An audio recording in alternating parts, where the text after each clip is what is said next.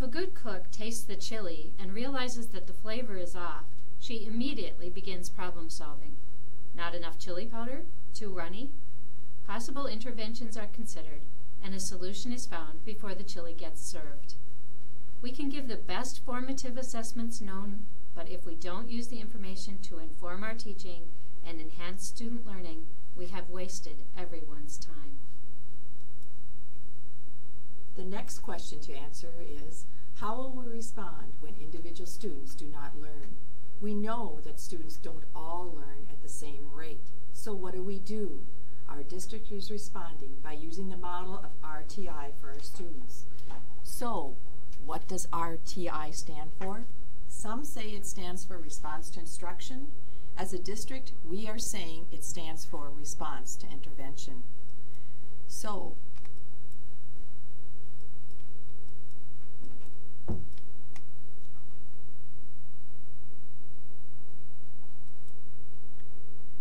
So what does RTI, Response to Intervention, mean?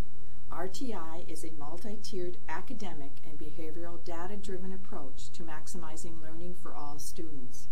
RTI includes high-quality curriculum, assessments, and interventions. There are some key components that need to be present in an RTI model. If you turn to page 4 in your packet, we asked you to identify the essential components. I am going to share these components with you now.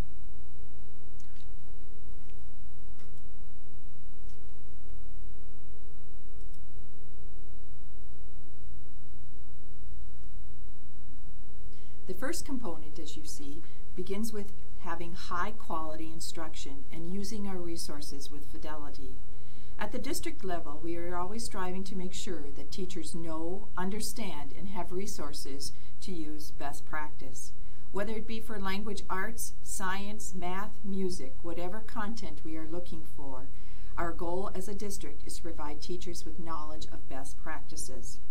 The second component is universal screening. As you heard Joe share what assessments we currently give students, these only become universal screenings when we use the data.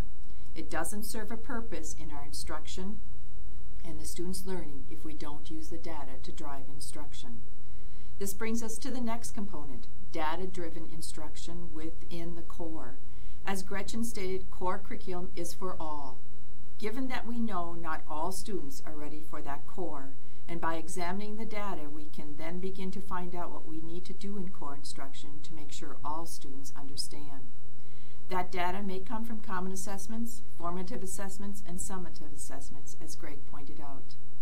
The key to making core instruction work for all students is differentiation. Taking a look at what it is we want our students to know and what happens if they don't get it. Our first look should be at how can we differentiate for these students. What is it in my own lesson that I can change and make it more accessible to the students that aren't understanding or making progress? Do I need to teach the vocabulary in a different way? More small group time? Can they read the information? And if not, how can I provide them with material at their level within this content? Knowing the strategies to use for all learning styles is also very useful. Making sure these groups are flexible, that at different times, different students may need different strategies. As you can see, there are many components that make up the Tier 1 level, where all students are given the opportunity to learn at their grade level. But now, as we know, not all students achieve at the level we want. So what do? RTI, Response to Intervention Model, states we need to provide more time and research-based interventions for these students. That brings us to the second level on the triangle, Tier 2. Hopefully, only 10 to 15% of our students fall within this tier. Tier 2 is for students that haven't responded to strategies within the classroom and continue to struggle with reading, math, and/or writing. We all know literacy and math are skills needed in all content or areas in order for students to learn. So we all need to be aware of our students' strengths and weaknesses. At this tier, students need an additional 30 minutes 2 or 3 times a week. This intervention also needs to be a resource that addresses the students' needs in reading, math, and/or writing. Students continue at this level as long as it takes them to get to grade level. Does that mean 6 to 12 weeks? It could, but it also could mean 1 to 2 years. It depends on the students.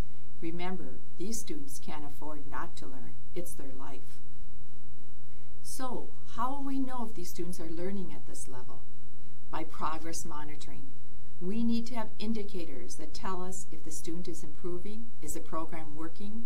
If we don't, it could mean getting to the end of the year and finding out that the program wasn't a good fit for the student.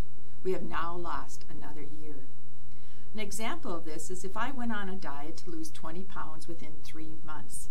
And at different times throughout those 3 months, I decide, oh, just this one time I'll have a dessert. And maybe the next time I'll decide, oh, I should exercise for a couple days. And then by the time I reach those 3 months, I step on the scale, and well, what do you think? You're right, I didn't lose anything. As a matter of fact, I gained 2 pounds. That's how it could be without progress monitoring for our students while receiving interventions. As we progress monitor and begin to see that some of our students still aren't making this is when we begin to take a look at Tier 3, the top of the triangle. At this level, we are giving students core, 2 to 3 times a week of 30 minutes additional instruction, and now we are asking that we give students an additional 30 minutes 5 times a week. Looking at this tier, you can see we are only talking about 1 to 5% of our students. This is the intensive tier. We are now looking at students where this is vital that they get these interventions. Finally, where does all this collaboration about students happen? It happens in your PLC, professional learning communities, and here's how.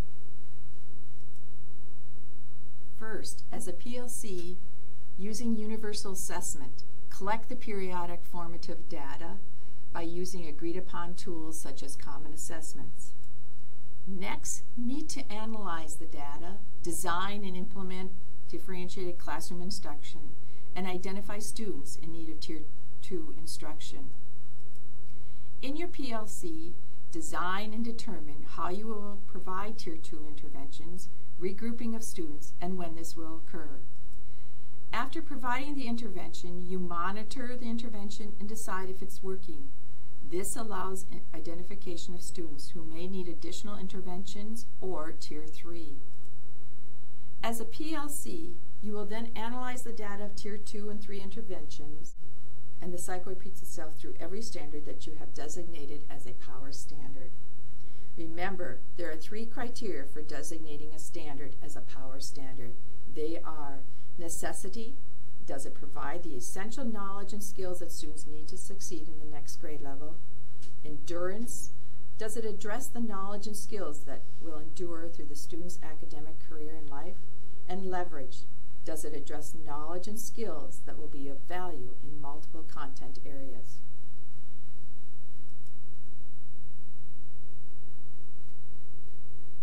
As you complete this portion of the video, please take time to talk in your PLCs about the RTI model, what is happening in your building, and how can you have this happen in your PLC.